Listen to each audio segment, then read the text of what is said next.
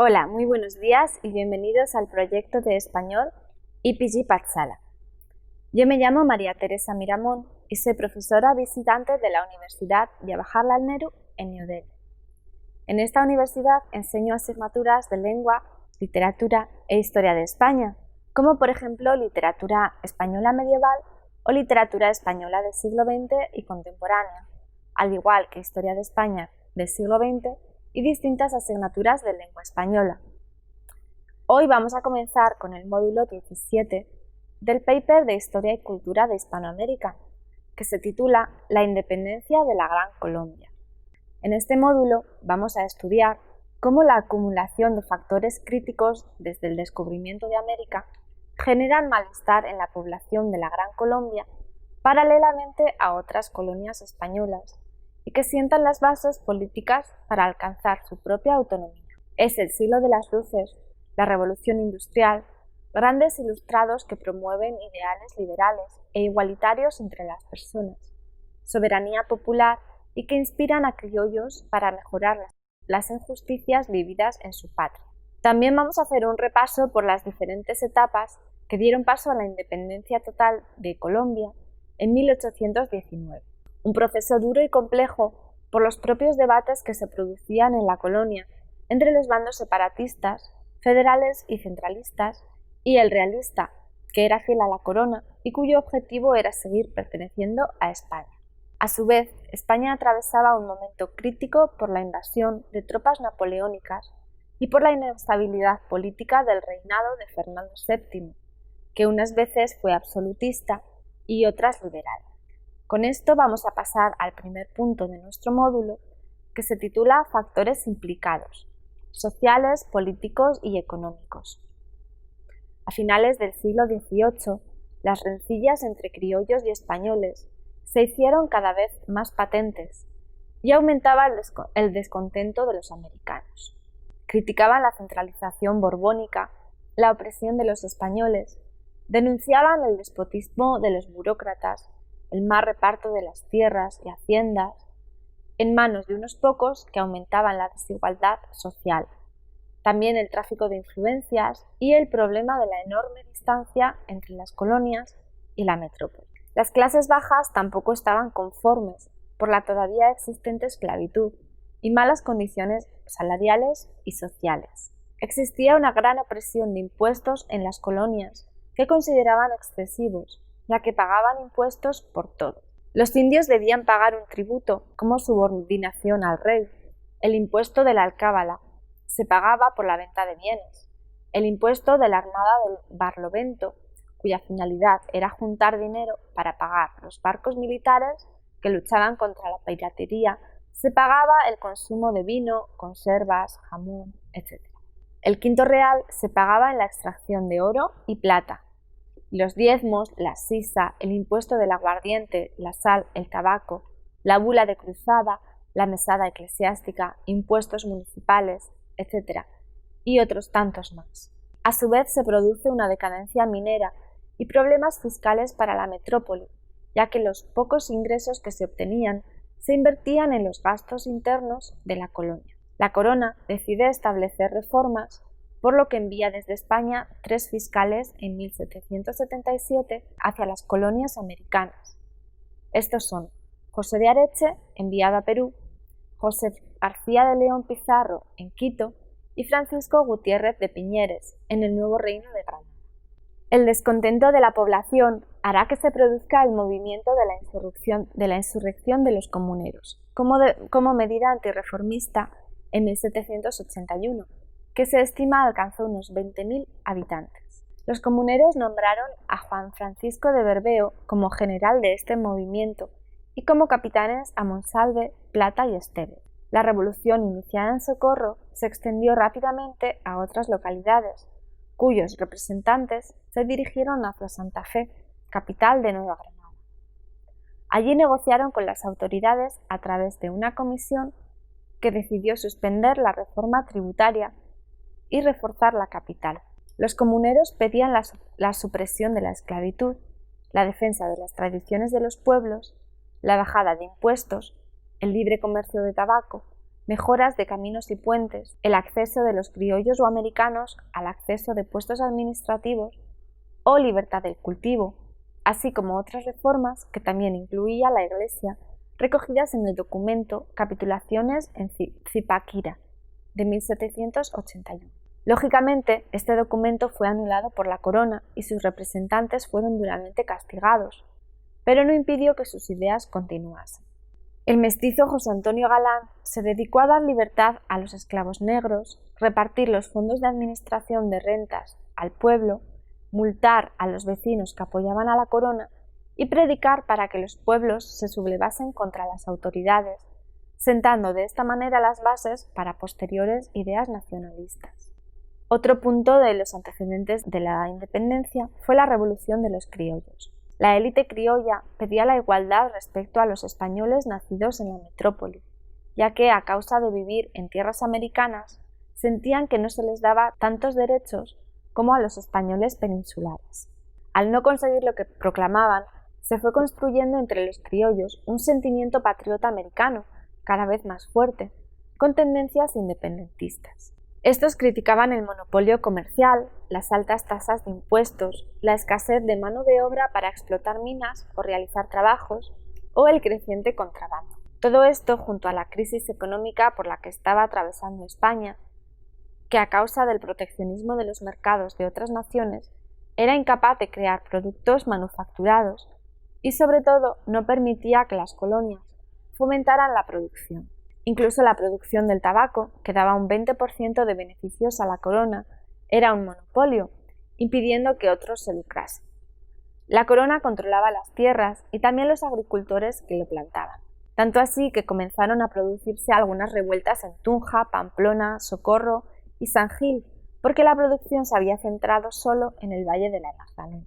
Así, los criollos con formación intelectual apoyaron la causa independentista mediante la formación de ideas y normas legislativas. Los criollos comerciantes y artesanos buscaban mejoras económicas como la creación de la libre empresa, libre competencia, libre contratación, abrir los puertos al comercio internacional y establecer un Estado basado en el liberalismo político y económico. Por su parte, los criollos militares y los terratenientes estaban más divididos, ya que unos apoyaban a la corona, mientras que otros apoyaban la causa que más ayudara a sus propios intereses.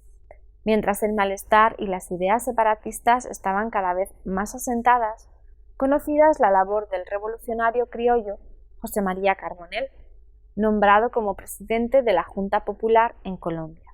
Con unos ideales basados en la Ilustración y el racionalismo, pensaba que lo importante para lograr el éxito de cualquier revolución era que el pueblo se levantase y moviera masas. Hablaba con los habitantes y fue llevado a la cárcel en agosto de 1810, acusado de promover el levantamiento popular del nuevo gobierno de criollos. Fue ahorcado en 1816, ya que era odiado por los que defendían al rey y por los criollos independentistas coloniales, que solo querían la emancipación para aumentar su poder sin pensar en el beneficio de las clases bajas. En 1808 tiene lugar la invasión napoleónica en España. Comienzan a crearse juntas de gobierno locales para resistirse frente al invasor y como gobierno alternativo hasta que volviese de nuevo el rey Fernando VII. Estaba formado por representantes de todas las provincias españolas, 36 representantes, y en menor proporción de las colonias. Este detalle, junto con precedentes, hicieron que en América se buscase mayor autonomía o incluso la independencia de la metrópoli en las juntas creadas en Nueva Granada, en Cartagena, Mompos y Santa Fe. Se pensó una táctica política que facilitase un altercado social para aprovechar y tomar el poder de esta manera y proclamarse un país independiente. Así tramaron en Santa Fe el plan del 20 de julio en 1810, que siendo viernes coincidía con día de mercado y las calles estaban abarrotadas de gente. El plan consistía en ir a comprar un florero a un comerciante español, hacer como que éste estaba insultando a los americanos para crear un revuelo entre la Plaza Mayor, en la actual Plaza Bolivia. Todos los viandantes indios, pobres, plebeyos y ricos comenzaron a tirar piedras, rompiendo los cristales y forzando las puertas. Este hecho se conoce como el grito o la reyerta. En la imagen puede verse la casa del florero, donde ocurrió el altercado y que actualmente se localiza el Museo de la Independencia de Colombia.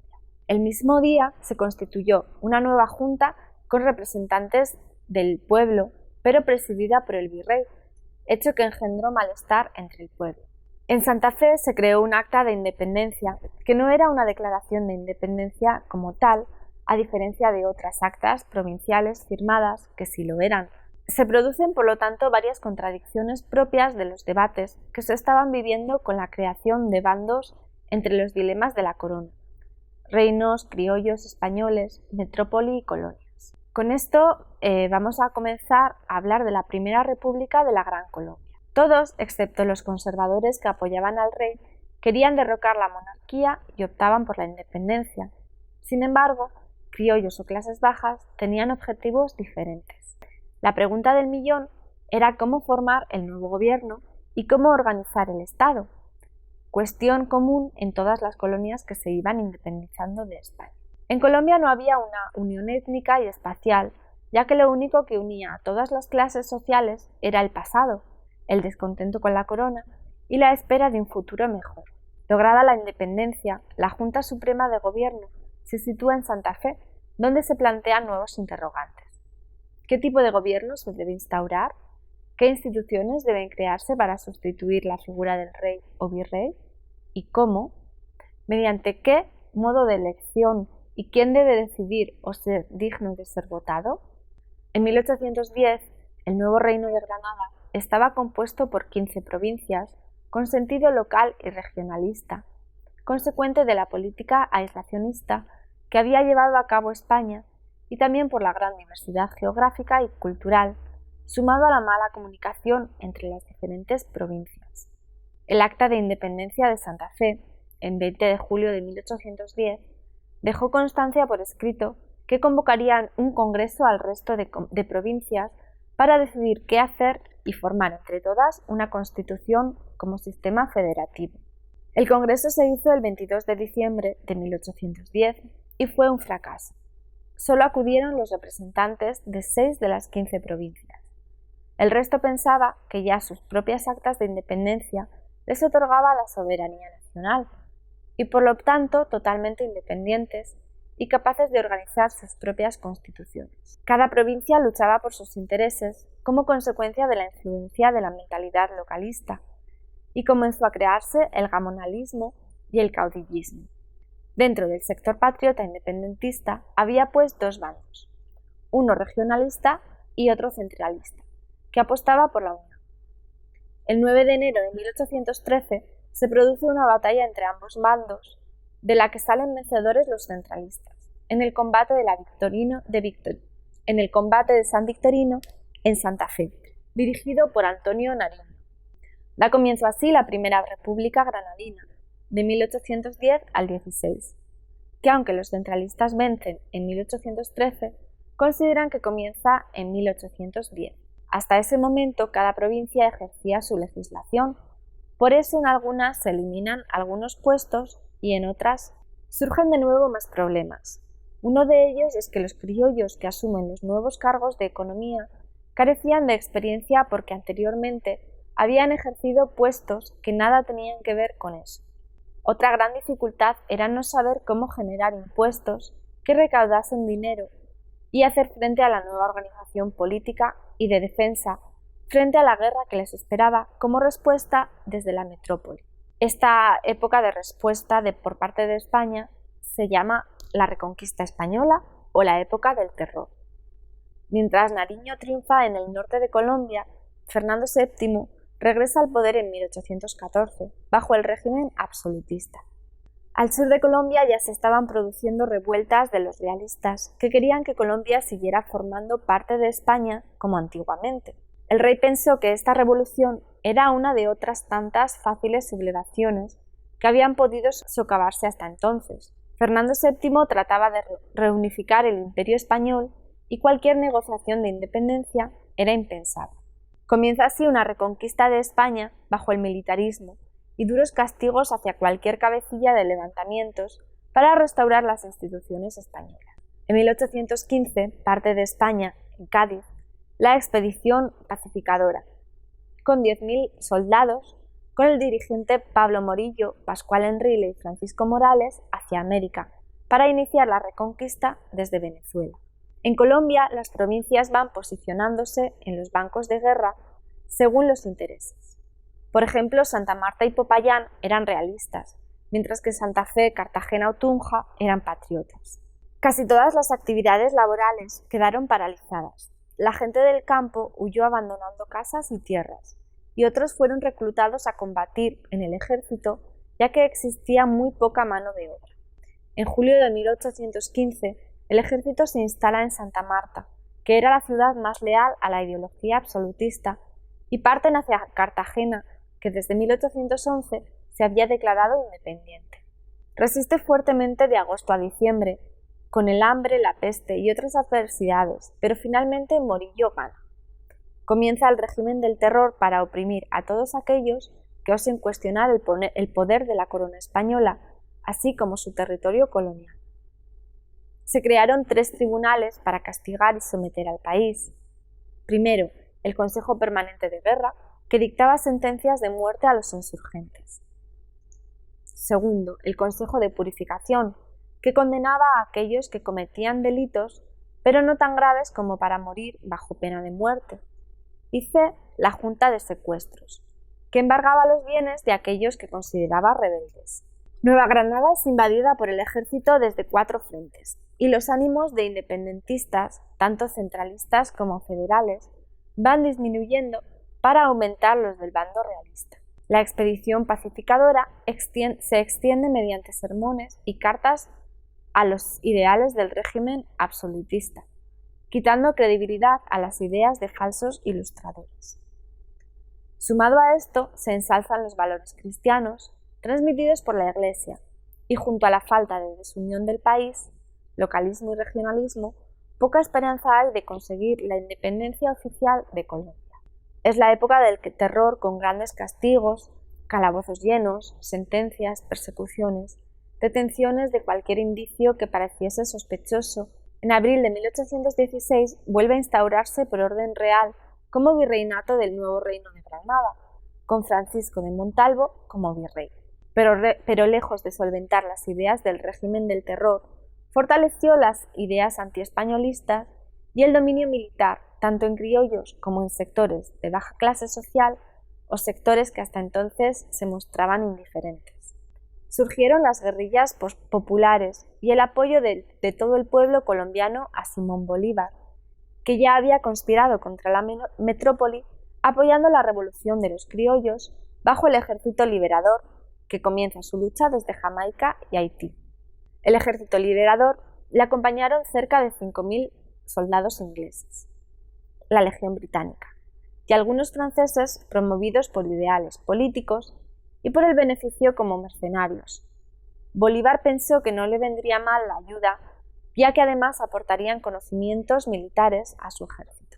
Y con esto pasamos al tercer punto de la independencia de Colombia, que se titula La independencia de Colombia, la Segunda República. El 10 de agosto de 1819, Colombia se declara definitivamente independiente, después de haber vencido a los realistas en las batallas de Vargas, Paya y por último en Puente de Boyacá, que dio fin a cualquier sometimiento hacia España. Comienza el periodo de la Segunda República, de 1819 al 31, que fue consolidado debido al levantamiento militar paralelo que se estaba viviendo en España por Rafael Riego y que hizo que comenzase el trienio liberal. Su presidente fue Simón Bolívar, que siempre apostó por la unión de los pueblos y pensó en el beneficio de los indios frente a los ricos. Ahora la República de la Gran Colombia incluía los actuales Colombia, Ecuador, Panamá y Venezuela. Bolívar es hoy en día muy valorado por el pueblo hispanoamericano. Ostentó varios cargos políticos y siempre pensó en el bienestar del pueblo, apostando por la educación, que como otros ilustrados, creía que aportaba felicidad y prosperidad social. En 1820, el nuevo gobierno colombiano estableció un impuesto proporcional al patrimonio de cada persona e incluyó otras reformas económicas para fortalecer la economía nacional. El libertador Simón Bolívar creó las Juntas de Agricultura y Comercio como medida proteccionista del país. El tabaco no decayó mientras duró la guerra, pero en cambio otros sectores como el textil sí que se vio perjudicado por la escasez de mano de obra y porque los ingleses tenían la ventaja de poder comercializar ropajes más económicos con los que Colombia no podía competir en ese momento. El comercio también tuvo importantes consecuencias, tanto dentro del país como en el exterior. Durante la guerra se consumían más productos importados por Gran Bretaña que exportados. Esto adeudó al país, aparte de algunos préstamos, que se llamaban empréstitos ingleses, que ofrecían los británicos con altos costes de intereses, que luego no eran fáciles de abonar. Frente al gamonalismo y el caudillismo, Bolívar estableció en 1824 un decreto mediante el cual otorgaba la riqueza a los indios, es decir, otorgaba las tierras a los indios y algunas áreas comunes para el Estado. Pero con el tiempo, de nuevo, los grandes criollos y hacendados compraron la tierra a los indios por un precio bajísimo y mediante amenazas. En julio de 1826 se inauguró el Congreso Anfictiónico de Panamá, en el que se llegaba a un acuerdo entre Colombia, Perú, México y Centroamérica para apoyarse y no crear guerras entre ellos. Cualquier problema se trataría mediante diálogo en una asamblea. De esta manera, la Unión hacía la fuerza por si España volvía a reclamarles como colonias. Todos debían defenderse por un bien común. Y con esto damos por finalizado el módulo sobre la independencia de la Gran Colombia. Muchas gracias por escucharnos.